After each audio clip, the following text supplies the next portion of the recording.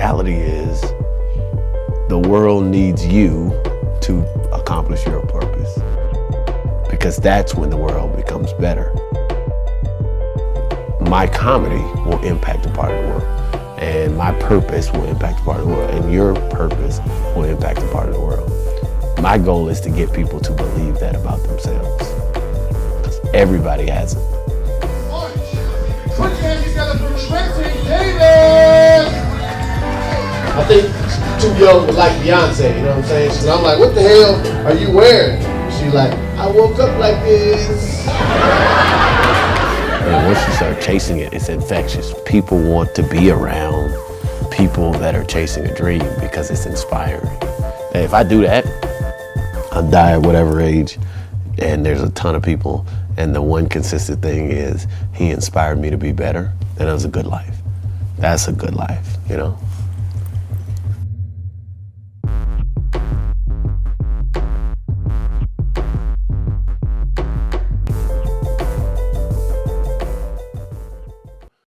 I'm Trenton Davis, and this is going to be episode 1 of Father's Day, right? That's my podcast that I'm starting. I think it's important to just figure out who I am and why you might want to listen to Father's Day on a regular basis. So I'm a comedian based outside of Los Angeles. I've been doing comedy. It's a long story. I did my first show in '97, but I didn't really start chasing it until about 10 years later. Comedy's a weird animal, right? And so what ends up happening is, at least for me, I wasn't one of those kids who's like, I'm gonna be a comedian from Jump Street. I was raised in North Carolina, and my parents, like most stereotypical African-American parents, were like, go to college, get a degree, get a job, right? And so never, and God bless them, they did not do it because they don't love me. They love me. They're very supportive, but never were they like, hey, find out what you love and go do that, right? And you got to understand what's behind that, right? So my parents are, let's say, 2-3 generations removed from slavery. And so and this, by the way, is not going to be a podcast about Kill Whitey, so don't worry about that. I am going to talk about slavery because I'm black and it's a part of who we are. But so you look at it, and then so slavery, the idea for children was, hey, just survive, right? And that next generation was, hey, just survive and maybe get a job. And then you go a couple generations, like, hey, survive, now go to college if you can, or the army or the military and get a job. And now you pass that on. So now I'm at the generation where my parents were like, go to college and get a good job, right? So I have a 5-year-old, hence the term Father's Day for the podcast. And so hopefully by the time she's at that point, it'll be, hey, babe, Dad has created a legacy, so we don't have to worry about money. We don't have to worry about surviving. Now figure out what you love and how that's going to impact the world, right? And so that's why comedy was never in my purview. It was never in any idea of mine when I was in high school or college. Now, I knew that I wanted to do something fun. I knew I wanted to be known in the world, but I couldn't have told you comedy. And in 2005, if you would have told me, hey, you're going to be doing comedy 200 shows a year between 2005 to now, I'd have like, get the hell out of here. So that's the beginning of the journey, right? 97, I'm in college. I was pledging a fraternity, had to do a talent show, and my big brother was like, you have to be in a talent show. And at the time, all I did is play basketball. So I was like, the only talent I have is dribble. And they were like, well, you can't do that. So figured out. So I was dating this girl, and the girl was like, you should do comedy. You're the funniest person I know. Shout out to Monique. I won't put your last name on there. Pew, pew, pew. So anyway, Monique was, I probably should stop saying her name, but don't matter. Whatever. It's a million Moniques. It doesn't matter. But so she told me to do comedy, and I did. And I think I won. I wrote a 5-minute set that was hacky and horrible. And I'm glad they didn't have video and stuff back then on the iPhones, but God, it was bad. But anyway, I won. And then the next day, I was on the yard, and I'm walking, and this girl stops, and she's like, hey, you're Superman. By the way, my stage name was Superman. I was in these little bitty short shorts and some cowboy boots and a Superman shirt. It was bad. And so she was like, "Hey, you're Superman." I was like, "Yeah, I'm Superman." She was like, "You so funny." And then like that was on a Wednesday, and then on Friday we had sex. And I was like, "I've been playing basketball for 9 years and ain't never got no sex from basketball." So comedy wins. So anyway, so that was like okay, that was I would say the universe just putting it in my head, but I wasn't in a place where I could go from there and be like, oh, I'm gonna start doing comedy because I still had that was one night of doing comedy, and at the time, let's say I was 20, I still had 20 years of my parents saying, no, you going to college and get a good job. And I remember wanting to be like a CEO. I remember being I can't remember, I'm aging myself, but man, what's the dude? This is bad. That has Parkinson's and he's super famous. Michael J. Fox. So he was in Family Ties, and remember he used to want to be a little CEO, and I was like, I'm gonna be the black him, whatever his character's name was. But anyway, or like Carlton from fucking Fresh Prince. So anyway, go to college, and so I did that show in '97. Then I did another one in like 2000, and I bombed in front of all my closest friends and my girlfriend. It was so, but I literally had done one in '97, one and thought I was the shit. I was like, oh, I can do this whenever I want because I didn't know comedy, and did that one and bombed. And I was like, I am never doing comedy again. Fuck you, comedy. Um, so that was 2000, blah, blah, blah. Finished college, and my first job out of college was in Chicago. And so I got a job with GE out of Chicago, and I'm doing the job. And I got married. So my parents say, go to college, get a job, get married. So I got a job, got married, and I was like, okay, what next? And they don't tell you, and I love them to death. I'm not shitting on parents. This is going to be a podcast kind of talking about fatherhood and you're learning. That's the thing. I love my parents to death because they're still so involved with my life. But what nobody realizes is kids don't come with a manual. So you're just learning this shit as you go. And so you go to college, you get a job, you get married, you get the house, and then what? Nothing. There's no more. The manual's done. There's no more advice. And you're like, well, this can't be it. So I'm doing this day job. And I remember going and doing work, and I was like, I can't. I was selling industrial equipment, which I still do now. We'll talk about that in a minute. But it just couldn't. It couldn't be my life. Like I did not want on my headstone, here lies Trenton, the dude that sold industrial widgets. He was the best industrial widget salesperson in the Midwest. It just, oh, I didn't like it. And so this is about, let's say, 25 years old. And so I start searching. But what happens with young men is why I tell young women don't marry a dude under 30. It's because what happens is guys go to, well, people, but I'm talking specifically for men, is men go to college, you get out and you get this job, and you're unfulfilled, and you don't know how to fill that hole, but you don't know that you don't know that you have a hole. You don't know that you're needing something. Well, maybe you do on a subconscious level, but like if you would have asked me at 25, what do you need? I wouldn't have been able to tell you. And I'm like, I don't know. And so what happens is we start looking for anything to give us joy and happiness. And the problem with that is most men find joy and happiness in sex, right? The problem with sex, which I love sex, it's not an anti-sex podcast either, but the problem with sex is it's short-lived. So it lasts about 2 minutes to 45 minutes, depending on who you are, right? Depending on your spectrum. And then maybe for men, maybe there's a 30-minute afterglow. And then it's a crash, like cocaine. It's a crash, and you're like, oh, I need some more, right? Well, that doesn't work well if you're married.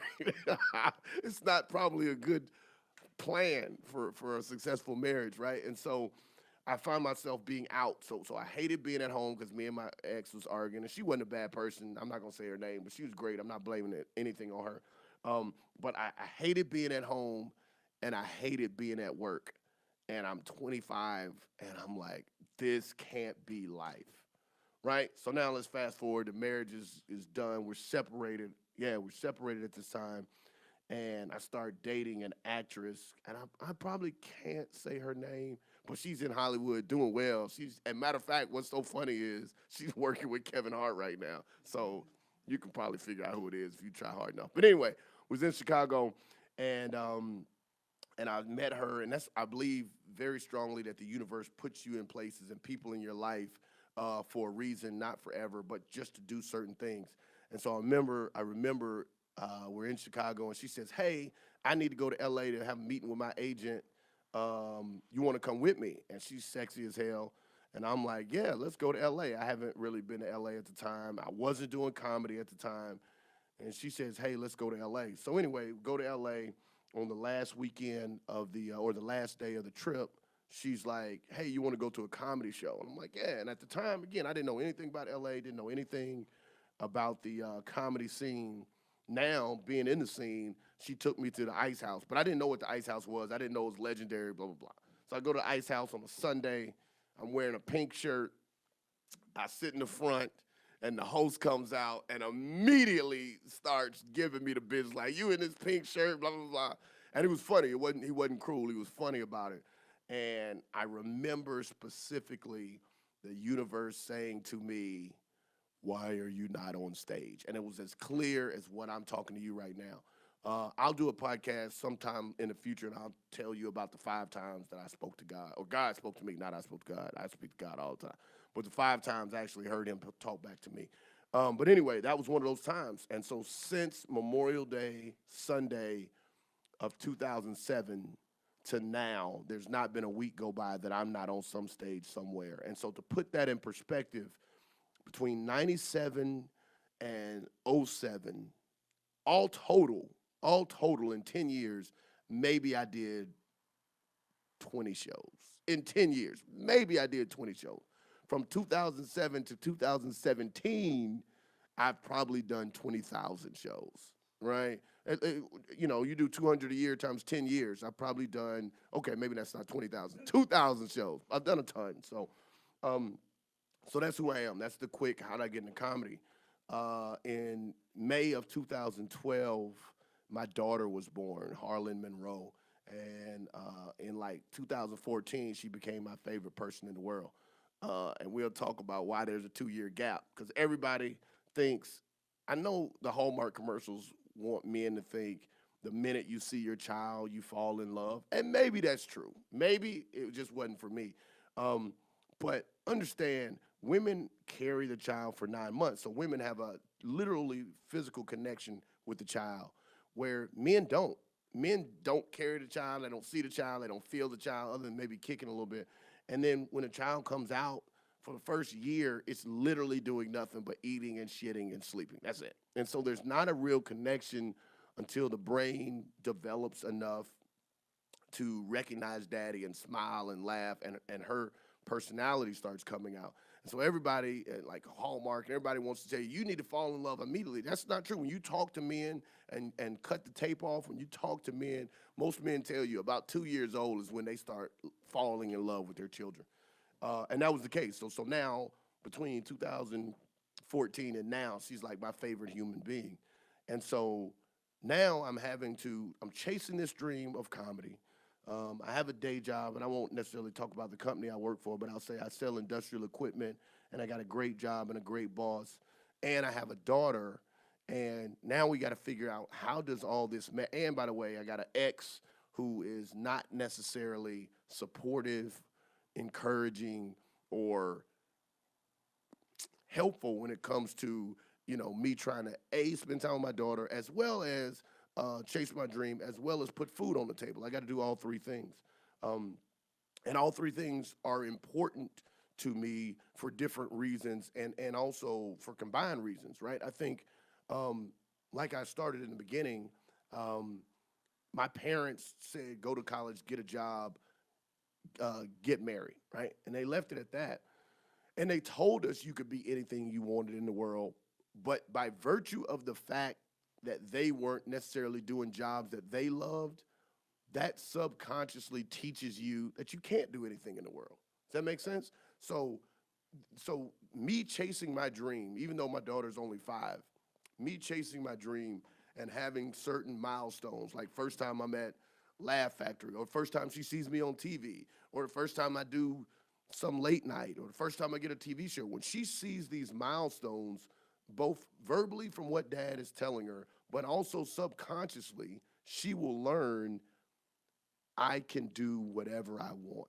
And so that's important to me. So chasing my dream, I write a lot and I'll say, chasing your dream outside of health and food and shelter, chasing your dream is the best thing you can do for your children because they see it and they believe it. So that's important, right? But you also have to balance because I think one of the best things about being a parent is, or the most important thing about being a parent is just being present and just being there. And so all the accolades in the world and all the Grammys and Oscars and money won't matter if I'm not in her life, if I'm not at school or at a pageant or at a Christmas show or whatever.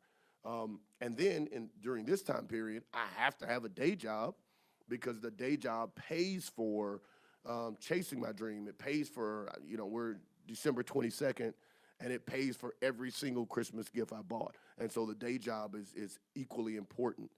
And then, I want to have a social life and maybe, I don't know if I'll get married again. That's a whole nother podcast for another day.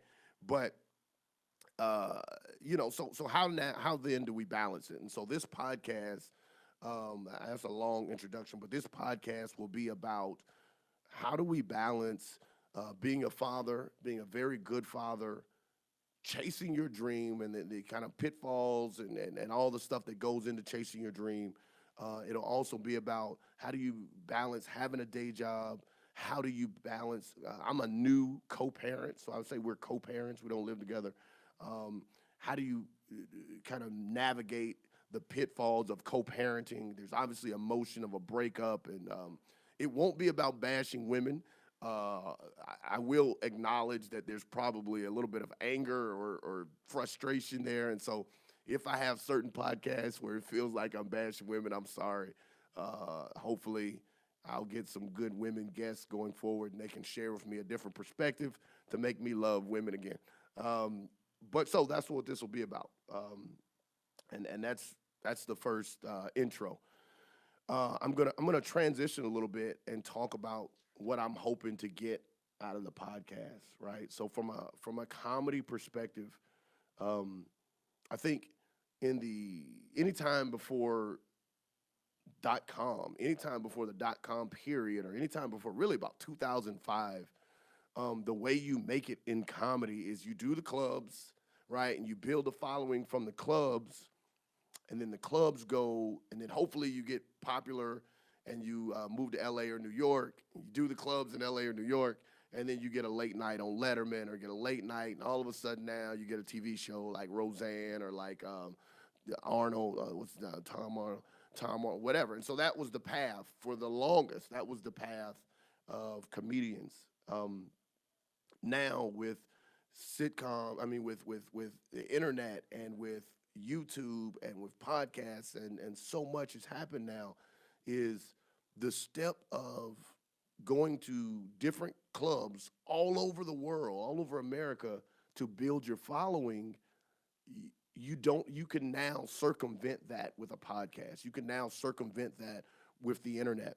And so what I'm hoping to do is I've spent now, like I said, let's say 2005 to now. So I've spent from 2005 to now honing my craft all over the country. And let's say I've done 2,000 shows, an average of 200 a show. I think that would be like 40,000 people. I'm just picking a number. 40,000 people have seen me in 10 years, right? Well, one video going viral can have 2 million people see me in one night, right? So what the internet has done is it has quickly allowed your reach to just double, triple, exponentialize your reach. And so what I want to do with a podcast is broaden my reach. I think I have a interesting perspective. I love to learn, so I want to reach out to different parts of America, of the universe, of the world, and start getting these perspectives and honing these perspectives. I'm not done learning. And the other thing is with comedy, like most artists, we like to feel like we are entrepreneurs, but the reality is up until you own your own audience, you're not really an entrepreneur. You're really an independent contractor working for whatever club you go to, right? Until you have your own audience. And once you have your own audience once you can connect directly with the people. So right now, I'm a good comedian and I work, like I said, 200 days a year. But 90% of the time, when those people see Trenton Davis, they're not coming to see Trenton Davis. They're coming to see comedy, and I happen to be there. I want to change that, right? I want to broaden my reach so that 90% of the time when people come to comedy, when they come to see me, they're coming to see me. Like at this stage in Kevin Hart's career, nobody is mistakenly buying a Kevin Hart ticket. Does that make sense? Like they know I'm going to see Kevin Hart. It's not they're like, oh, let's just see what's playing at the amphitheater tonight. What are all these other 20,000 people doing coming? No, so they know they're going to see a Kevin Hart ticket. And so I want to build my audience so that people know, hey, I'm going to see Trenton. And then what that does from an artist standpoint is that allows me to be more me. That allows me to be more authentic because now I have to sort of play, and I know we're artists, and I know we're like, well, I ain't gonna bend, to the man. But now we kind of got to sort of play a shotgun approach to the whole room, right? Versus when it's your audience, no, you get to be you, right? And that's what Bill Maher has done. I respect Bill Maher so much because he has shaped his life and minimized his life to be almost exactly only doing what he wants to do, right? So he does the one show on Friday. He probably works on it during the weekend, one show on Friday, and then does live shows on the weekend, and that's it. And smokes weed and sleeps with black women. And that's it. Like that's it. Like I'm like, the really the goal for all of us should be how little of shit can I do and be happy, right? Like if my thing is if I can only do a podcast, only do live comedy, only spend time with my daughter, and still make a great living, why would I do anything else? Like that is perfect. I just need three things, my family, but I just need those three things. I don't need 100 different things. And so and the podcast is how you do that. A podcast is how you reach out and hopefully people come back and like what you're saying and all of a sudden they start sharing it. And so like-minded individuals say, hey, this dude is talking about something, we really like it, and we're just gonna start following it. And so, in my head, it'd be a bunch of fathers like, hey, I'm thinking that way. But also, right, it would be women because women are the ones that buy tickets to comedy shows. And so women hopefully would be like, hey, you should like this guy or you should listen to this guy. He has an interesting perspective and blah, blah, blah. And so the goal is to have my own audience and have connection to my audience. So I can go directly to my audience. My magic number, I just throw this number out from a simple math perspective. My magic number in my head are 2 million active Twitter followers, right? And so the reason I say 2 million active Twitter followers, you'll find out later I'm OCD and I math and blah, blah. The reason you say 2 million Twitter followers is 50 states in the United States. 2 million divided by 50 is approximately 40,000 per state. Now, obviously, that's rough math. It may be more in New York and less in Montana. I know I may have a Montana following. I don't know. But my point is, let's just say 40,000 per state. Well, so I did the San Francisco Comedy Festival last year in Seattle, like 2 years ago. And in both of those festivals, we were outside of like San Fran, outside of Seattle. It really should be called the Bay Area Comedy Festival or the Washington Comedy Festival because it wasn't in a major city. It was in suburb areas outside of Washington or the Bay Area. And so like we would go to Grass Valley and we would play a performing arts theater outside of Sacramento for 500 people. And it was perfect. It's a theater. It wasn't a club. It was a theater, performing arts theater, or maybe you did Modesto for 1,000 people, or maybe you did Olympia, Washington for 2,000 people. And I'm telling you, I know I'm going back all over the place, but when I first started comedy, when I'm jumping into it, I'm seriously into it in 2007. I remember the goal was I want to be able to perform in every club in America. Now, 10 years later, I'm like, I don't want to perform in any club in America, right?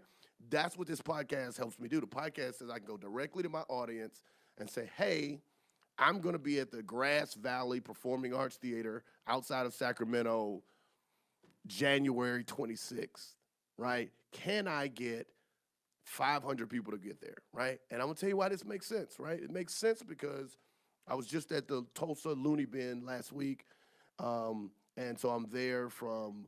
I did we do a show Wednesday, Thursday, to Friday, to Saturday, leave on Sunday, and for 6 shows I got $1,200. Let's call it 1,200. Not even that much actually. It was closer to 800. I got $800 for 6 shows. Well, if I got 500 people in Grass Valley, $20 a ticket, one show is 10 grand. Let's say we pay for the venue and you pay 5 grand for the venue. One show is still 5 grand. See what I'm saying? It's just so much smarter to do this, right? It's just so much smarter to be connected directly to your audience. And as this happens, I won't say that comedy clubs will die, because they won't die, because you need a place to get good. You need a place to spend your 15 years or your what I call 10,000 hours, and I'll say that again. I'll repeat that, and that's not mine. That was from who coined 10,000 hours? Doesn't matter. He's a writer. He's a writer. Anyway, no, it wasn't Joel Osteen. Malcolm Gladwell. There we go. So that's not mine. I'm not copyrighted, but I love that 10,000 hours. Just what his comment is how much time it takes to go from good at something to being an expert. Like Kobe Bryant has spent more than 10,000 hours shooting jump shots.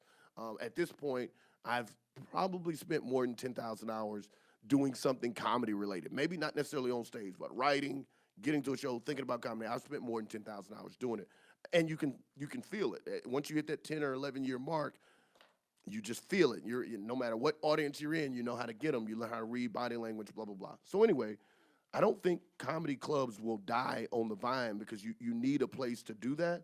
But once you hit your 10,000 hours, or once you really gotten to a level of expert, and I'm not saying that I can't learn. There's so much more I can learn. I know I'm not at the Chappelle level or Chris Rock level, but I am at a level where I'm good. All right, I'm just going to be honest. I'm good. It's not arrogant. If you come to a show, you will enjoy it, right?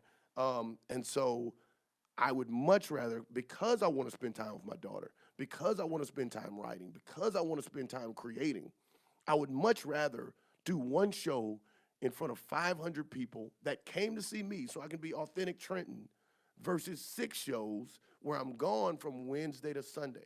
And I give an example. My daughter's Christmas pageant was on Thursday. Well, I was in Tulsa on Wednesday, so I couldn't be there, right? If I have 500 people in Grass Valley, I do the show on Friday. I leave on Friday. I get there, I do the show, and I come back on Saturday. And so for me, it's important to have more control over my life, have more control over my time, because what we'll find is time is very valuable. And so I know I'm repeating myself, and so I want to do as little as I can to be as happy as I can. And so that's the goal, right? The goal is to get those 2 million followers so that I can have more control and do those small performing arts theaters. By the way, side note, doing comedy in a performing arts theater changes the entire environment of comedy. Unfortunately, comedy clubs have gotten a bad rap because there's a lot of B and C rooms that do not know how to manage audiences.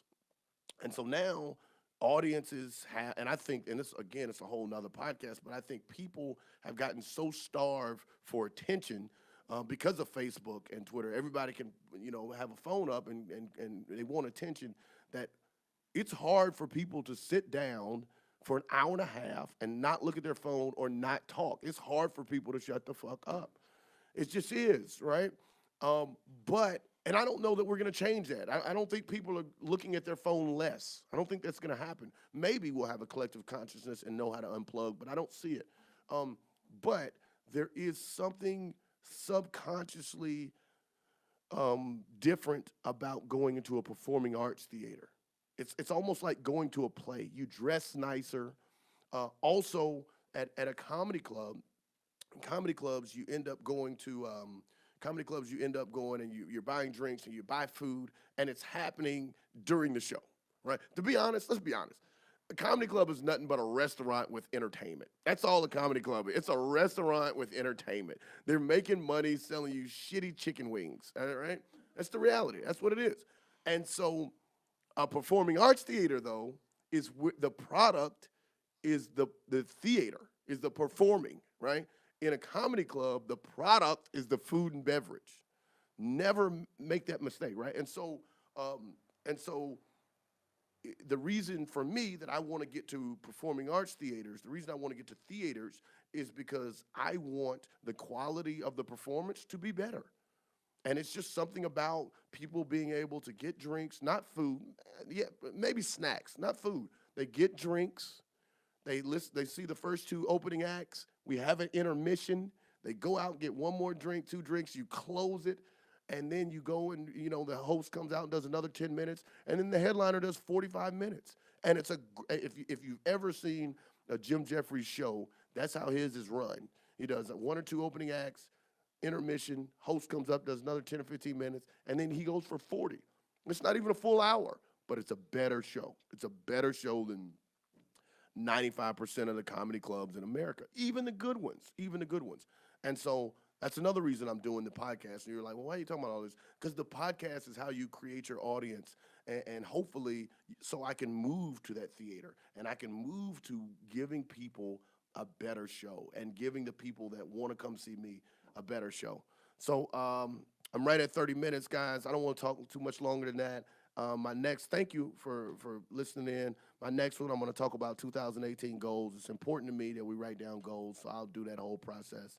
I did all this talking about podcasts and social media. Follow me on Twitter and Instagram. I'm at Trenton Comedy. Across every platform, whether it's YouTube, Facebook, Twitter, I'm at Trenton Comedy. I'm at the Laugh Factory tonight, but by the time this is published, the show will be over. So I'll start publishing my calendar where you can find it. Come to a show, follow me, share this. Thanks so much. I'm looking forward to this. This is the first episode, so I'm looking forward to episode 900. Say, man, you remember when we were in a cold room in LA? All right, man. Thank you, guys. Appreciate it. Love. My comedy will impact a part of the world, and my purpose will impact a part of the world.